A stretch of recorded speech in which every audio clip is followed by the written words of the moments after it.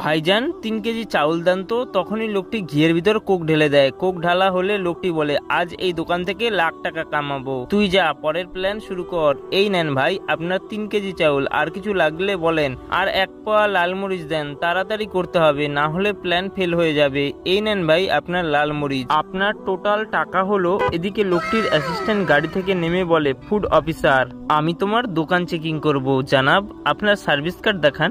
এখনই দেখাচ্ছি। আরে আমি এখানে চেকিং করতে আসছি, তুমি আমার সময় নষ্ট করতে পারো না? কিছু তো সমস্যা আছে, এই প্রথম দেখলাম। আমি চেকিং করেই চলে যাব জানাব। আপনি কি চেকিং করবেন? আজকে সব চেকিং হবে। এই চাউলে পোকা কেন? এটা আলাদা রাখো। আর এটা কি করে রাখছো দোকানে? হ্যাঁ, মনে রাখবে পরিষ্কার পরিচ্ছন্ন ইমানের অঙ্গ। ঠিক আছে জানাব। আর এই দেখো এটার উপর ধোলা জমে গেছে, একটু খেয়ে দেখি। খুব মিষ্টি, কমেন্ট করো এটার নাম কি। এদিকে দেখো এটা কি জানাব? এটা ঘি। ঘি? এটার নিচে এত কালাছে, হারামখোর, এত মেয়াদ উত্তীর্ণ হয়ে গেছে জানাব। এটার তারিখ দেখেন, এখনো অনেকদিন মেয়াদ আছে।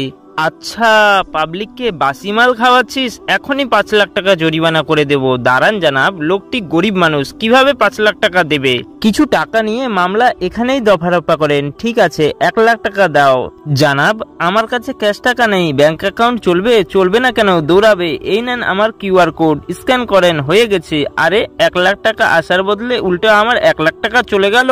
রামখোর, আগেই বুঝেছি তুই আসল অফিসার নয়, নকল অফিসার। আসল অফিসার তো আমার বন্ধু।